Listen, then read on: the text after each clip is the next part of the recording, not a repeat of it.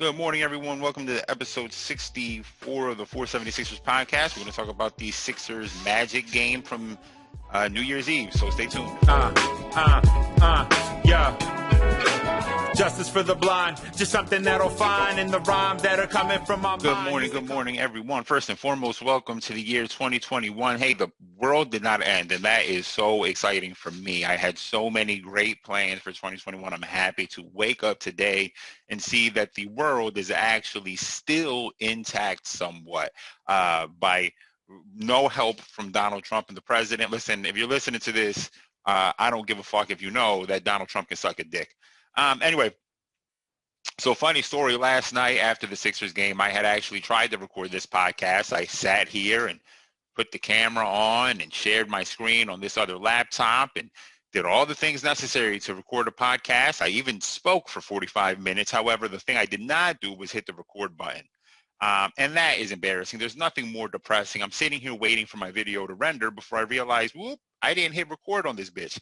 So there's nothing more depressing than that. Which is okay. Listen, last night my lighting was terrible here and it looked like I had some sort of iron deficiency because my eyes were just, terrible shadows. However, the problem is it was exhausting. So I exhausted myself last night because COVID. And then after that, I had a crazy symptomatic attack and, whatever. Anyway, listen, that's not the point. Welcome to 2020. Let's make it a good one. We kicked off the season right in 2020 with the Sixers game. Last year on New Year's Eve, we lost to the Pacers going into 2020, and look how that turned out. So this year on New Year's Eve, we blew out the motherfucking Magic, and that was magical. Let's see how this turns out. Where do I start? Okay, let's start. Let's start with Joel Embiid. Joe just continuing his MVP run, if we're being honest. You know what I mean? I mean, he just looks incredible. This is the Joe from 2 years ago, 3 years ago. This is the Joe that I said could be an MVP. This is the Joe that I argued is the best center in the NBA.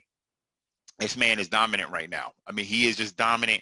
I think you could tell in the first half, but especially in the third quarter, you saw it really come out of him. He took this matchup personally, very, very much in the last dance. In very last dance like fashion where he and I took that personally. He knows that one, Vooch is, considered one of the best centers in the NBA, no question. Definitely probably a top 5, arguably underrated. His defense isn't good. So, when it comes to centers, I think centers get graded a lot of times a little bit differently than perimeter players. So if you're not a good defensive center, it's more glaring. Whereas someone like James Harden, who's an offensive savant, people bring up his defense only because it's become an Instagram. It goes viral so often on Instagram that it's become a thing. But most times people don't talk about a superstar's defense as much, especially because his career is running alongside Kawhi. And half the time, you wouldn't hear necessarily people talk about Steph's defense, even though Steph's defense is good. And half the time, anytime you hear people talk about Steph's defense, it's people who are casual fans or are trying to poke holes into Steph, aren't watching him closely and are saying, well, Steph isn't a good defender. And it's like, no, that's not true.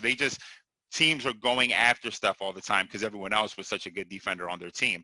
But Steph plays great defense. Anyway, point being, so because of that, Joe definitely took this personally. He went at Vucevic, and it was clear. It didn't start off that way, and I actually kind of like how it starts. Every game so far has started with a Ben Simmons layup, which makes you believe that Ben is about to have a really good game, and that's how he pulls the wool over your eyes, and then he doesn't. And then we kind of get everyone else involved. Joe's learning. He's learning this. It's so important. All the greats have learned this. I keep talking about this. I'm going to keep reinforcing it.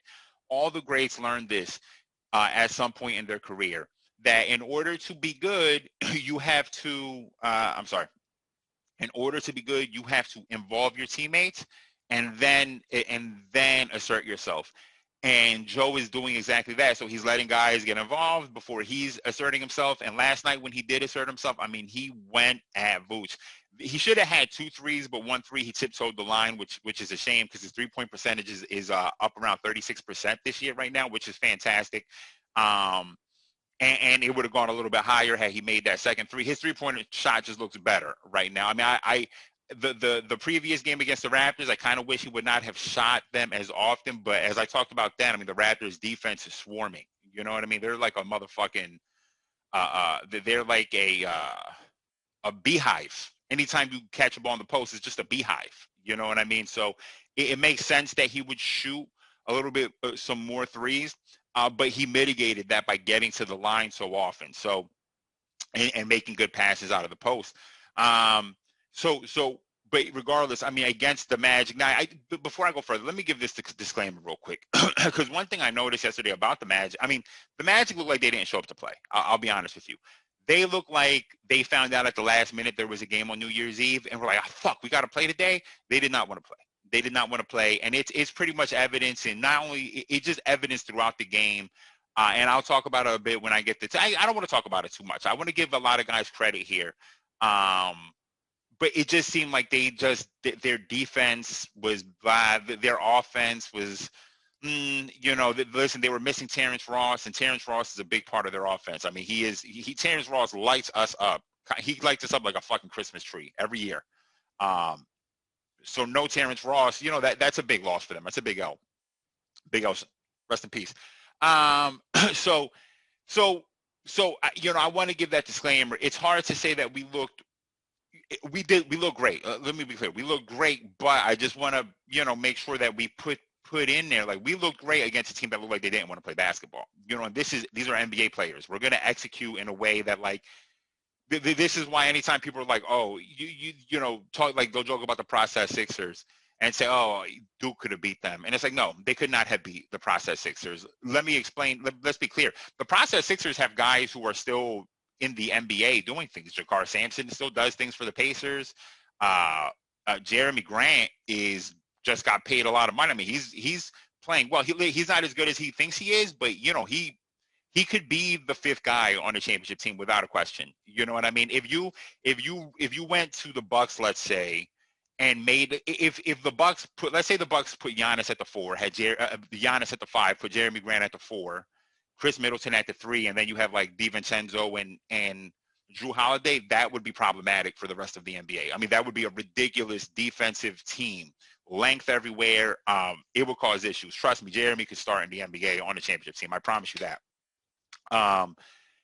Michael Carter-Williams played last night for the Magic. He's been playing well for the Magic, doing a lot of different things. Jaws, a backup center for the Pistons. Who else is there? Rashawn Holmes, if you want to, I mean, he was the back end of the process. Oh, Ish Smith is playing really well for the Wizards off the bench. There's a lot of, we shit on the process. They were bad. Be clear, they were bad. But the point is, the best Duke team of all time isn't going to beat the process six. Well, maybe the Grant Hill one, because they had Grant and Christian Laettner. But that's because Grant Hill, when coming into the NBA, was talked about as being the next Michael Jordan. So anyway, the point being, NBA teams operate in a way that if you go on the floor and the other team isn't showing up, they're going to execute in a way where they're going to run you off the court in the first quarter, and that's exactly what happened. I mean, the first half we were up by 40, 75, 35 in the first half, which is one of the biggest margins that the Sixers have ever seen. I think that's the most we've ever scored. We've scored in the first half over the last few years. We scored 83 points in the first half, and we had Jimmy Butler. I think that this might be right behind that. That was with Jimmy, JJ, who, it adds a lot to the offense, not just his own production, but obviously spreading the floor. And, you get Seth Curry in there, and that's what happened. So the point, the Magic didn't show up to play. We capitalized on that, and we did exactly what we're supposed to do. We blew them the fuck out. Now, what's important, too, is that we struggled with the Magic. They mentioned on the broadcast last night, we've been winless in Orlando over the last couple of years. And it's surprising to see us blow out the Magic. They play us so damn well, and it's so fucking annoying. And a lot of that had to do because Vucevic used to shoot wide open. For me, he would shoot wide open because our defensive game plan, and I've talked about this a million fucking times, when Brett was here, our defensive game plan was do everything in our power to keep Joe by the post, keep him under the rim. This time, Joe was chasing Vooch off the three. Now Vooch still managed to get a couple open threes, but he could never get comfortable, and that's the important thing. He can never get comfortable. And back to my point about Joe taking this personal, it seemed like in the first half, and I have to rewatch the game. I haven't rewatched it yet, but it seemed in the first half that every time Vooch scored, Joe decided he would assert himself, because he was taking it personal. In the third quarter, it comes to a head because a couple screen and rolls where they switch, Joe ends up switching onto the ball handler, the guard, and he's expecting the guard or whomever to switch onto Vucevic. That guard did not switch on to Vucevic, and Vucevic ended up shooting threes, and finally ends up in a play where Joe they screen and roll. Joe ends up not switching, goes out to chase Vucevic. Vucevic makes a great pass to Michael Carter-Williams, who's open, because both him and Seth run out the Vuce. Vuce hits Michael Carter-Williams under the rim. And we call a timeout, and Joe is pissed. And that's great. That makes me happy, because at that point we were up 25. And Joe is pissed. He's livid that that's happening. You know what I mean? And that's exactly what you want to see from your MVP, demanding excellence from his teammates. That's the most I've seen. There's a great story that I was reading some quotes from that came out recently from Ramona Shelburne. Shout out to her, a fucking a thugged out writer for ESPN. Love her. A great article that came out, and I read some of the quotes, and Joe in him was talking about a few things. He talked about one, that last year was a complicated year for a lot of different reasons. He had his first baby that he was not keeping secret. That sounds like he's having a love child. That he was just trying to pull himself away from the social media presence, from all of that, which we always knew. It was funny for him to be a troll, but if it's not coming with wins, you're going to get pulled apart, right? No one gives a fuck about that shit. It's funny for Instagram, and it's funny for the meme, the time of memes and shit. But bro, that has nothing. It's not equating winning. You know what I mean? And all you're doing is putting your foot in your mouth. And I think he realized he was putting his foot in his mouth too much.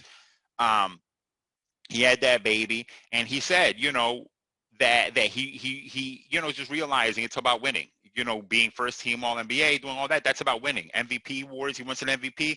All that is about winning. He's looking at Giannis win MVPs. He's looking at who else? Giannis. He's looking at Rudy Gobert win Defensive Player of the Year, finish second team All NBA, or third team All NBA. Joker finishing second team All NBA. He's getting left out of these conversations, and he knows it's about winning, and that seems to have shifted a mindset in him. Obviously, getting rid of Al Horford helps. Not that Al Horford doesn't contribute to winning, but obviously just doesn't fit. And you could see it last year. No one's been able to get that quote. I would love to, if I was someone who could get close to Joe, I would love to ask him that question. Joe, did you feel last year sometimes going into those games based on the fit, you looked uncomfortable? Were you uncomfortable on the floor when it was Al and Ben? You looked uncomfortable. That's what we saw. Is that how you felt? And additionally, did you feel that would affect your mindset going into games sometimes? You know what I mean? Because that's what we saw, and that's what we know. We almost know that's true without his confirmation. Again, I always point back to the game where Charles and Shaq and all that, they started giving them credit for Joe's good game and never ever looked at the fact that Al Horford didn't play that game. You know what I mean? And it's like, no, he's asserting himself because Al's not on the court because he has space to. So Joe looks like he's hit that level we need him to hit in his mind. You know what I mean? And it's going great. He's dominant. Defensively looks incredible. So he finished with 21, 9, and 2 assists. No turnovers. That's impressive. That's huge. And 26 minutes of action. Didn't have to play the fourth quarter, right? That's huge too. Doesn't have to play the fourth quarter. That's fantastic. 2 blocks. I thought he was really, really active on defense. He looked springy on defense, more so than the last couple of years, more so than last year, I would say. Last year, he looked so unengaged. He looked disengaged on both parts of the floor, which is crazy to think. He finished averaging 22 and 13 or whatever it was, 22 and 12. He looked disengaged. He just did. This year, he looks like he wants to kill everyone. He wants to crush everything. So yeah, that's Joe, MVP. No question about it, the best player on our team. Right now, the best center in the NBA. Until Joker can get the Nuggets going the right way. You know what I mean? They're the best team in the NBA. They're the best center. He's the best center in the NBA. And even when Joker gets going the right way, the competition is there. Joker is special. You know, for those of you who might, I don't know, I don't want to insult anyone, say they're a casual fan, but which I just gave a little bit. Anytime I call someone a casual fan, I'm kind of insulting them. Joker is elite. All right, Joker is special. That dude is fucking special for for a lot of different reasons than why Joel is special. Joe's defense equals Joker's passing, right? Those things, those are what they are great at. So last year when Joe wasn't playing defense at that level, of course, Joker's going to be ahead of him because his passing is at that level. This year, Joe's playing defense at that level, Joker's passing at that level, and we're seeing, you know, two all-time great centers in the East and the West. It's pretty wild. I mean, we haven't had, I don't think we've seen something like this in, man, I don't even know. You know what I mean? Probably since Hakeem Shaq, you know, Hakeem Shaq or, yeah, and when I say Hakeem, I mean Hakeem in the Rocket, Shaq on the Magic, or Hakeem Patrick Ewing. You know what I mean? Stuff like that. So it's pretty fantastic, fun to watch. Tobi, hey, I got nothing. Hey, shout out to my homie Dominic. Dominic on my last podcast said I was a Tobi hater, and I am not a Tobi hater. I promise you, I'm not a Tobi hater. The problem with Tobi is very much that, hey, when you get that contract, you're going to have, I'm sorry, what is this? I'm sorry, it's not important. When you get that contract, you're going to have to get picked apart a bit. You know what I mean? That's what comes with that money. He knows it. I think he's even mentioned it before. You know what I mean? A good example is when you think about Russ, right? When Russell Westbrook got voted MVP, the following year, everyone started picking apart his game. You know what I mean? Meanwhile, all he's averaging is like 28, 12, and 12, right? And people are just picking him apart, shitting on him, picking him apart. Had he never won that MVP award, people would be saying Russ is one of the most underrated players in the NBA. You know, so it's a very thin line between being underrated and being overrated and picked apart, and that's where Tobi is straddling that line. Once you sign that contract, Tobi, get your money, no question about it. But once you sign that deal, you're going to be scrutinized more heavily than everyone else, especially when you're I think you're the highest paid player on our team, right? So you're going to be a highest paid player on the team that has Joel Embiid, an MVP candidate, and Ben, who on some nights is a top 5 player, and on other nights is a bottom 50 player. So you're going to be scrutinized heavily. It just is what it is. So for me, last night, to me, and me and Dominic, shout out to him if you're looking to buy a house. Me and Dominic exchanged a couple text messages. Just that to me, that was a good Tobi game. In the first half, that to me was Tobi's best half of basketball since last year against the Clippers, when there was no Joe. You may remember this game. It was a Sunday afternoon. There was no Joe, no Ben, and Tobi comes in against Paul George and Kawhi guarding him and goes at them heavy and score. I mean, I think he scored 20 in the first half or something like that. We end up losing that game. That's the Shake game. That's the game where Shake hits all those 3-pointers. We end up losing that game, but Tobi went at them and was playing excellent defense. I think he locked up Paul George, actually. I'm pretty sure Paul George finished like 3 for 13 or some shit like that. Tobi had locked him up. It was Tobi's defense on him. So last night I thought was Tobi's best half. It's the best half of the season by far. I don't think the game. I really implore guys to go back and watch that game against Toronto. You know, if you think that was a good game, I implore you to go back and rewatch it. It's night and day, this game. Now, again, to the point about what I was saying about Orlando, they look like they didn't come out to play, but you just play who's in front of you, and Tobi dominated them. My favorite thing that Tobi did yesterday was Tobi was decisive. You know what I mean? When I talk about Tobi's dribbling, I'm actually selling it short. I'm a little bit wrong. It's not dribbling to an extent, not that dribbling too much, because, for example, he goes on a fast break, right? At one point, he grabs a rebound, goes coast to coast on a fast break.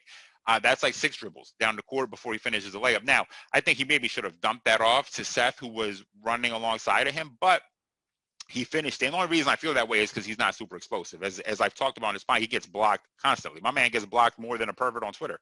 And I'm sorry, what are these jokes? So the point being, that's like 6 dribbles, right? And that's typically outside of me. But when I'm talking about dribbling, I'm really more of the dancing. You know what I mean? When he's trying to get somebody off the dribble, that's not your game, Tobi. It just is what it is. Listen, when we talk about guys like Larry Bird, right? and listen, Tobi's never going to be Larry Bird, but I just want to bring this up. People are always confused. You know, people look at Larry's physical metrics, right, and think, well, Larry can never last in the NBA because they're too fucking dumb to understand this. Larry doesn't need quickness or athleticism or explosiveness when his mind is 3 times faster than yours. When his mind is a solid state hard drive, and you're processing some 128 bullshit. You know what I mean? He doesn't need speed and athleticism because he's 3 steps ahead of you. He's at the spot that is going to be your third options he realized he's going to be at. He's there already. So he's beat you to every spot, not with speed and quickness, but with mental gymnastics. You know what I mean? How can you say that about Larry and not say it about Joker? Does Joker look athletic to you? Joker is actually less athletic than Larry, but he does a lot of the same things, just 3 steps ahead of everyone. You know what I mean? He's just 3 steps ahead of everyone. Same thing with Luka, 3 steps ahead of these guys are 3 steps ahead of everyone. Luka has a better handle, a more deceptive handle than Larry. Larry never had a handle like that, and Larry would never play basketball that way. Let's be clear. Which is going to bring me back to my next point in a second. But the point being, Larry is decisive because he knows exactly where he is 3 steps before you get there. That's how he goes an entire basketball game, shooting left-handed and scoring 30, shooting fucking free throws left-handed. Are you kidding me? No one does shit like that because he's so far ahead of everybody else mentally that it doesn't matter whether he's quicker than you. So for Tobi, the game has to be mental. The other part of it is there's a certain point where a lot of these guys hit, and this is going to give you a little window into my next podcast. Podcast idea that probably at the end of the season, I think we're going to do this, that me and Vic are going to do. Shout out to Vic. I got to get him on this podcast soon. We haven't chopped it up in a while, but this gives me my next point about the next podcast that I want to do, which I don't want to spoil too much of, but there's 2 schools of thought when it comes to basketball. One school of thought is, kind of this Kobe Bryant, early MJ, James Harden, Carmelo, AI, right? This give me the ball and get out the way type basketball, right? Which has been able to win. LeBron is of this school. He is of this school. I don't give a shit what you say. He is of this school. He is give me the basketball and get the fuck out of my way. And then there's this other school of thought, and this is the Steph Curry school of thought, the Tim Duncan school of thought, your Larry Bird school of thought, MJ when Phil comes, right? When Phil becomes head coach, that MJ school of thought, where basketball is about ball. Isaiah Thomas, we're going to move the basketball. I'm going to rely on my teammates, and I'm going to do other things. I'm not going to dribble so much and go ISO so much as I'm going to catch the ball and shoot, come off of screens, 2 dribbles and shoot. I'm not going to dribble the air out of the ball. Tobi needs to adapt that school of thought. Tobi, you'll never be the one-on-one player that you sometimes think you are. You just aren't that. It's just not who you are. You can get one-on-one when you're 15 feet away from the basket and a guard is on you. Sure, you can get that bucket probably. Nice little fadeaway jumper. I've seen you do it. Your game isn't that. Your game is adopt this Steph Curry, move off ball, catch the ball, come off a screen, 2 dribbles, pull up and shoot, right? Quick decisions, quick, easy decisions, catch the ball and shoot 3-pointers. I mean, yesterday his catch and shoot was on Hall of Fame for the first time in his career. You know what I mean? First time in his Sixers career, I should say. And that's the Tobi we want to see. Defensively, I thought Tobi was great, which is confusing because Tobi, you're guarding like Dwayne Bacon. Yesterday, you were on Dwayne Bacon a couple of times. You were on Aaron Gordon a few times, but you locked up Aaron Gordon. But I don't know who the fuck Aaron Gordon thinks he is. Aaron Gordon woke up yesterday like 13 going on 30. You know that show? I mean, that movie where the body switch. He woke up yesterday thinking he was Blake. He thought he was Blake Griffin when he woke up. He said, I'm Blake today. Blake is an elite one-on-one player. You know what I mean? Well, was an elite. I wouldn't say he is anymore, but Aaron Gordon woke up. He thought he was Blake in his prime. And Aaron, you were never Blake in his prime. But Aaron, you're not Blake 5 years past his prime or 10 years past his prime. You're not Blake in the casket. Rest in peace to Blake. He hasn't died yet, and I don't want to put that energy out, but rest in peace. You're not Blake if he died. You're not that Blake either. You're not Blake first. You're not firstborn Blake. You're not Robin Griffin, Blake's twin brother who's trash. All right, you're not him either. Aaron, I don't know who you are. 9 out of 10 is 1 out of 10 right now. How dare you make a song called 9 out of 10? You will never be 9 out of 10. You are 1 out of 10 right now. Yesterday, you were 1 out of 8. And if you would have shot 2 more shots, you would have been 1 out of 10. Tobi locked him up. Gave him a ton of issues. Forced a couple turnovers on him. Tobi played great defense yesterday. Spent less time, and to the point being where none of these guys can shoot. The other day you're on OG, you're on Fred VanVleet, and for whatever reason you're coming into the lane and letting them get open 3-pointers. Don't do that against them. Against Dwayne Bacon, maybe you could do that. The point being, he didn't do that yesterday. I thought he stayed home a lot more on defense, and he still grabbed 9 rebounds. You don't have to chase rebounds. Let the game come to you. That's the thing that I could say for sure about Tobi yesterday is, above all this year, Tobi yesterday let the game come to him, and I thought he played great. This is the Tobi that we need right here if we're going to be elite. If we're going to be elite, this is the Tobi we need. Nothing else. Nothing more, nothing less. This is the Tobi we need right here. So I have nothing foul to say about Tobi. I thought Tobi played really, really well yesterday. I don't think he overcomplicated anything. I didn't see him do too much passing the ball. I didn't see him do too much at all. I thought he played really, really well. Nothing negative to say about Tobi today. Good job, Tobi. Way to fucking go. Let's keep talking good stuff. Seth has been, on some nights, he's been our second best player. On some nights, he's been our third best player. Seth is playing great. I am so happy with Seth right now. I can't believe how good he is. He, right now, the way he's playing is like JJ on steroids. Because remember when JJ would handle the ball, it was terrifying. You know, that was, it's like a Beyblade. No, you know what JJ handling the ball is like, you know, the end of Inception, at the end of Inception when he spins the whatchamacallit, right? And as time goes, the whole point is it starts, you know, kind of wobbling because you don't know if it's a dream or if it's real. And then it cuts out. Well, that's JJ. It's pick your poison. When it starts wobbling, you don't know what's going to happen next. You don't know what's going to happen next. Is he going to launch this ball out of bounds? Like it's, you know, 2nd and 10, he doesn't want to take a sack? Or is he about to make some crazy layup where he gets an and-one? We don't know. It's pick your poison. JJ handling the ball is terrifying. It's a terrifying prospect. I do not like watching JJ Redick handle the ball. Seth Curry, on the other hand, is a good ball handler. They kind of overblew it yesterday talking about Seth, you know, as a ball handler. You know, he's a lot better of a ball handler than they realize. Seth is a good ball handler. He's not fucking Steph Curry. You know what I mean? He's a good ball handler. He started getting a little wild in the third quarter. What happens in the third quarter? The Magic woke up and decided they wanted to play well again. They wanted to press it, and it caught some of the guys off guard. It did not catch Joe off guard, in my opinion, but it caught Seth, it caught Danny, it caught Ben off guard a little bit, and the game started getting messy before we reasserted ourselves and just dominated them the rest of that quarter. But other than that, I thought Seth played really, really well. Shooting extremely well. Offense looks good. On defense, I don't think he's a liability right now. There's not a lot of teams right now in the NBA where Seth is going to be a liability on defense. Luckily, at least in the East. You know what I mean? Until Kemba comes back. And then when Kemba comes back, it depends. We don't know what – you got to figure out that defense, right? When Kemba comes back, Seth is going to be at the mercy of somebody on offense. He'll probably end up being hidden – on the weakest player, whoever the weakest player is. We just don't know who that's going to be. If they end up running, depending on what they do, if they do like a Kemba, if their starting 5 becomes Kemba, Marcus Smart, Jalen, and Tatum, well, then you're going to end up having to put Seth on Marcus Smart, and that could be a problem. But the good thing about that is Marcus gets himself a little out of bounds and can do a bit too much sometimes. So you're going to kind of live with that. But if it's a situation where they do Kemba, Jalen, Tatum, and let's say Grant Williams, or lately they've been doing Daniel Tice at the 4 and Tristan Thompson have been playing 2 centers, you can't hide Seth anywhere on there. You know what I mean? You're not going to be able to hide Seth anywhere. So, you know, in those situations, we'll see what happens. But Seth is not playing bad defense per se. I just think Seth is a little bit too small. So what's happening is he's staying with his guy, but his guy is just bullying him, finishing over him. But I think in a lot of matchups, you know, right now, you know, against the Raptors, I could see it probably be problematic for sure. Against Fred VanVleet or Kyle Lowry, who you're going to allow Seth to guard, is going to be problematic. But in most matches, or against the Wizards, the Wizards, whatever, I don't know what to say about the Wizards. Either way, point being, Seth is playing great right now. I'm very, very happy with Seth. Super duper happy with Seth.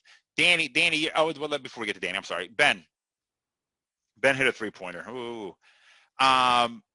It was what I can say positively about the 3-pointer. A couple things I can say positively. One, I can say that he caught it and shot it. I mean, there was no thought process, no question. He just caught it and shot it. He knew he was going to shoot that bitch. So that was 1. 2, I thought his jumper looks better than it's looked in the past. In the past, he looked like a left-handed He looked like a right-handed shooter shooting left-handed shots. That shot yesterday, I thought, just on the first viewing of it, I didn't go back and really examine, but on the first viewings, the replays I saw, to me, it looks like his form has improved. He's straightened his left elbow up. Before, he was shooting like this, right? He's shooting like this, and the left hand is the one shooting. Well, if you're shooting like this, why isn't the right hand shooting, right? Because your right elbow is already straight. Well, yesterday I thought I saw him shooting like this, so looks like his form has improved. I thought it was a good looking jump shot. Honestly, I really did think it was good looking. But I do want to throw a little bit of water on the 3-point shot real quick for people out there. Now, this is for the casual fans maybe who are thinking, who heard all the hype about Ben shooting threes and, oh, finally. The NBA, in today's NBA, analytics is God, right? The analytics is king in the NBA. Every team has a team of analytics experts that are informing coaches how to develop game plans. And one thing that I felt like they misspoke about yesterday, and this is important because if you were a casual fan and you were watching Allah and Zoo, they make the very popular point, which I think is a little misunderstood, that, Giannis shooting threes is keeping the defense honest. That is only a half truth. That's not completely totally true.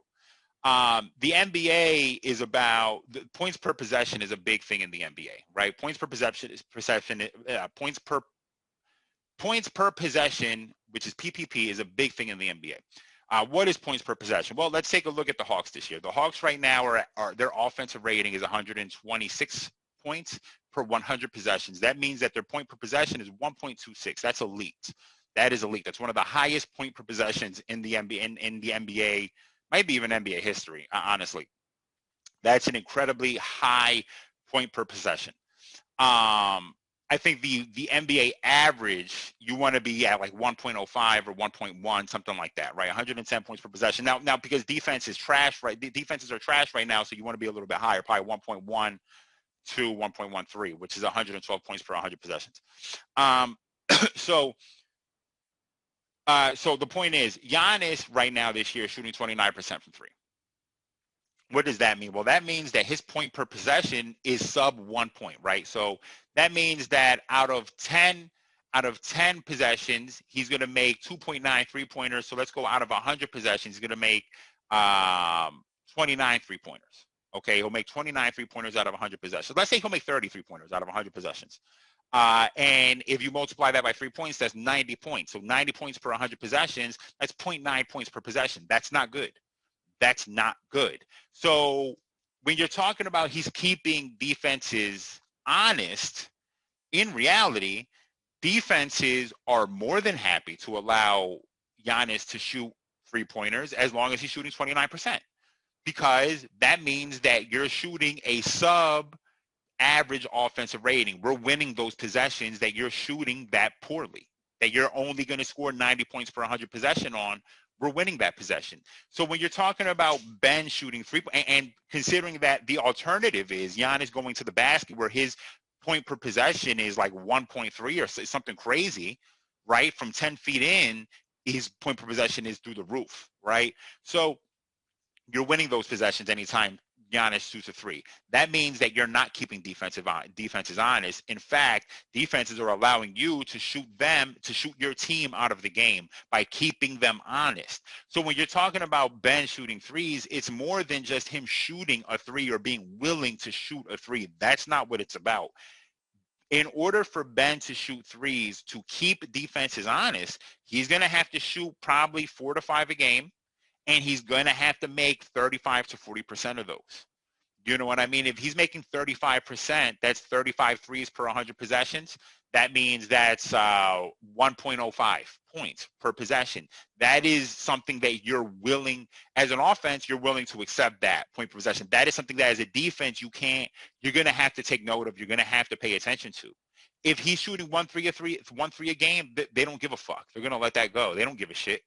You know what I mean? They're not going to care. They're not going to keep. It's not going to keep defenses honest. It's not going to keep the defense honest if the alternative is Joe getting a one-on-one post up, right? Where his point per possession is like 1.5, if Joe getting a 1.5 possession in the post, right, is the other option, defenses are still going to double team Joe and allow Ben to shoot that 3-pointer wide open, unless Ben is going to make 2 out of 5 a game. 2 out of 5 a game is really the mark. That's 40%. That's where you need to be. You know what I mean? 40% means that you're 1.2 points per possession, and that's where defenses are going to say, "Fuck no, we can't let this dude shoot this open." So that's really the me throwing a little bit of water on there. People got to really focus on that. Willingness to shoot the shot isn't keeping defenses honest. You know what I mean? It's not. It's not keeping defenses honest. Willingness to shoot the shot and be 40%, 35 or higher, 35% or higher is what's going to keep defenses honest. So, and shooting 4 or 5 a game, not 1. 1 a game is not moving anyone. Because based on statistics, if you're shooting 35%, you'll make 1 today. But if you're only shooting 1 a game, if you're the Hornets, for example, you're saying, okay, so Ben just made 1 against the Magic. Well, we're not fucking worried if he's going to make 1 today or tomorrow. We're playing them back and back, right? We're not worried about him making 2 of these games. So he's just going to have to shoot more. That's my little diatribe on Ben shooting threes. It was a good-looking shot. That's the best I can take from it. Other than that, Ben is struggling. I mean, let's just be real. Ben isn't looking good. You know what I mean? Every day that Ben and James Harden, it's a shame. Ben is being tied with too many guys, and it sucks. He's tied with Tatum. But he's not. I'm sorry, he's not tied with Tatum. He's tied with Tatum just because they're both light-skinned. He's tied with Jalen because they were in the same draft. He's tied with Donovan Mitchell. No. He's not tied with Donovan Mitchell. That's not true. But he a little bit because Donovan Mitchell and Ben won Rookie of the Year over Donovan. He's tied with Jalen. He's tied with Brandon Ingram. I'm sorry. And every single time, and now he's tied with James Harden. And that is impossible. So now every time Ingram has a good game, every time Jalen has a good game, every time James has a good game, it's going to be, Ben is the lesser of all of these guys. You know what I mean? He's the lesser of all these guys. And that's a problem. Ben, you're not playing super great. I thought yesterday you were better on defense than you've been almost all year. In my opinion, I mean, that Knicks game, man, that's a little overblown. I may have to go back and rewatch that game. Maybe I'm wrong.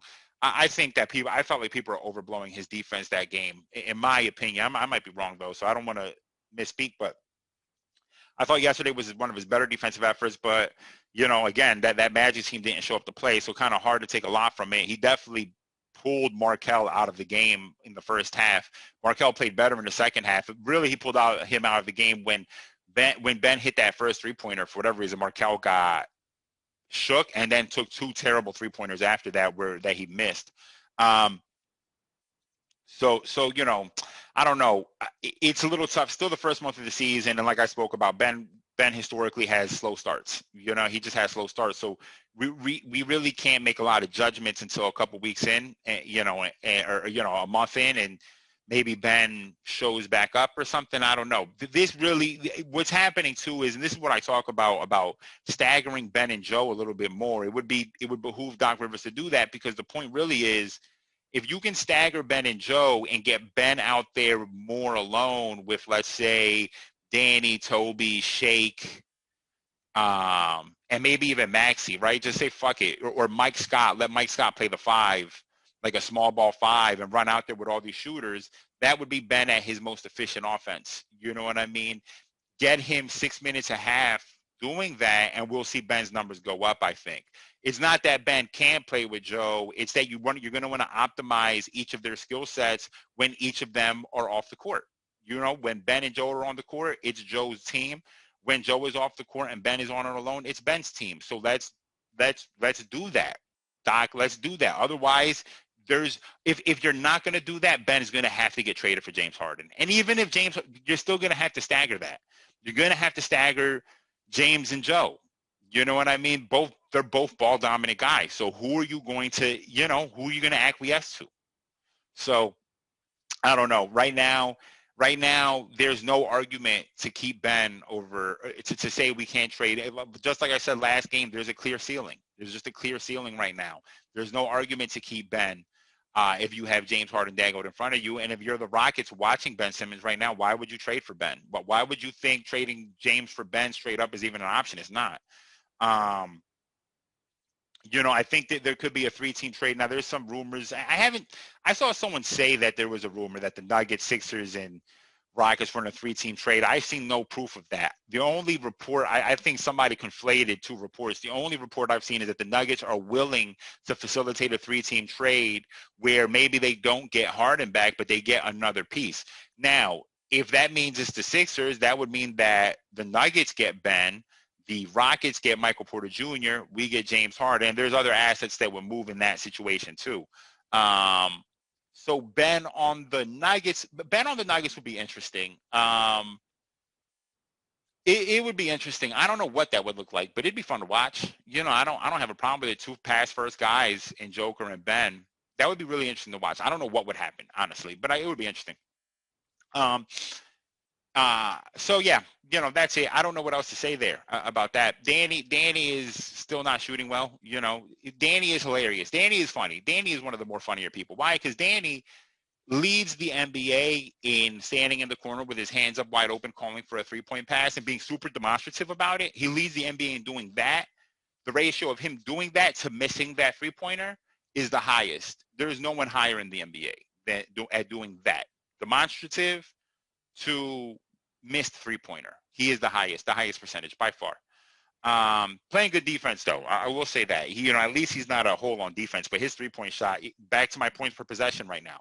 The way Danny is shooting, I wonder what Danny is shooting this season. Let me see if I can pull that up for 1 second. Give me a second. I mean, obviously still early, but I just want to see, just keep in mind about what I said about points per possession. Yeah, these numbers are trash right here.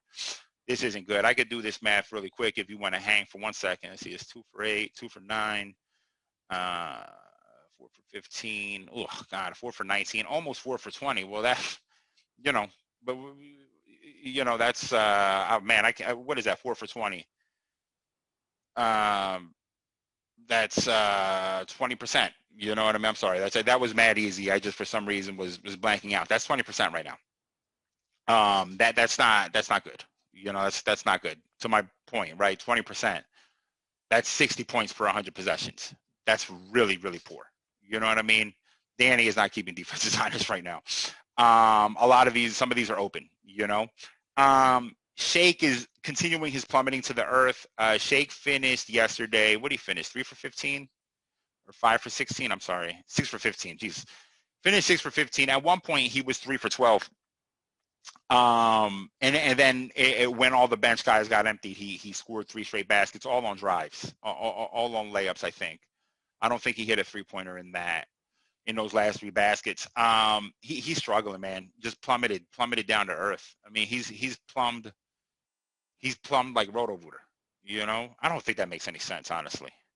I don't think that joke makes sense. Please do not quote that joke. That was not a good joke. Just back down to earth. I thought he made a couple good passes. Matisse played well, and one of the Matisse 3-pointers, Shake, really deserves a lot of credit on. I mean, he drove into the teeth of the defense, ended up maybe 2 feet within the free throw line, jumped in the air, triple teamed, and swung a pass to Matisse at the elbow. That Matisse knocked down. It was a great shot. A great pass. Matisse's first 3-pointer was it essentially. He overshot the rim from the corner. It was not good. It was not good. But then Matisse settled in. He got a layup, an and one layup.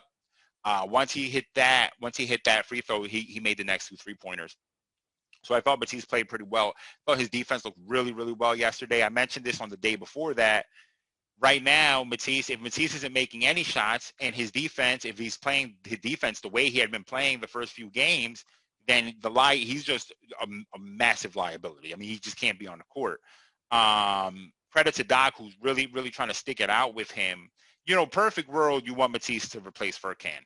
You know what I mean? Because Furkan's defense is abysmal, and Furkan, again, with the green light, can shoot you out of a game pretty easily. You can't really have Shake and Furkan on the same unit. That's a little scary, because Shake likes to dabble in the green light, and Furkan lives in that bitch. He's like the fucking Green Lantern Corps. He's, to my comic nerds, he's like the fucking Green Lantern Corps. He just lives in the green. So that could be a little dangerous. Mike Scott didn't do a whole lot yesterday. Played some solid defense. It was good to see Matisse making shots. I'll say that. And I thought, again, played really good defense on Cole Anthony. I thought Mike Scott struggling. Tyrese, I thought, played pretty well. They didn't do anything really special.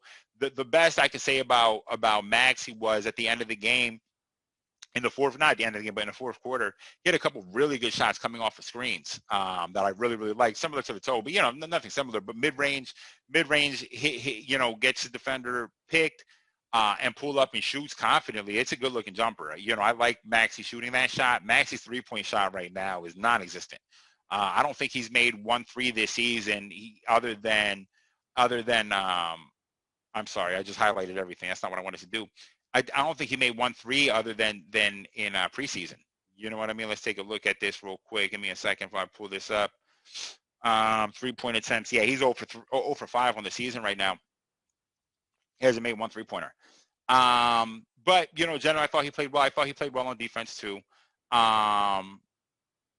Whoops, it's the wrong thing. So, yeah, that's Matisse. Our bench guys, nothing special. Vincent Poirier looks not good.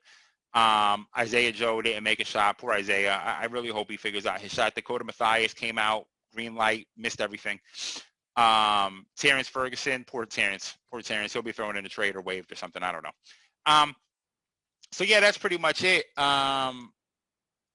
Let's take a look at the standings real quick here. I'll do a quick spin around the NBA. This might be its own separate bonus episode. Maybe we'll keep it part of the podcast. I don't know. So let's take a look at the NBA. Sixers #1 in the East. Now, it's a three-way tie, as you can see here. Listen, as long as Joe's playing, as long as Joe is playing and playing this way, we're gonna be competing. When Joe is not playing, you see what happens. And it's funny. Man, casual fans just kill me. I saw someone post something after yesterday's game. You see the difference that a good coach can make. And I wonder if that person posted that after the Cavaliers game. It's as if people forgot that the Cavaliers game happened. You know what I mean? It's as if people forgot the Cavaliers game. We still have the same problems. Some of it is coaching that's been good. Okay, it's been better. I still don't think the rotations have been good. Yesterday, I thought the rotations were pretty good, but still, I think you still have to stagger Ben and Joe. But the Cavaliers show that we still have a big problem, and that's if Joe misses time, we are fucking trash. Oh, one thing that was kind of hilarious about yesterday, if I had to point out, was Dwight's ability to get into Vucevic's head was hilarious.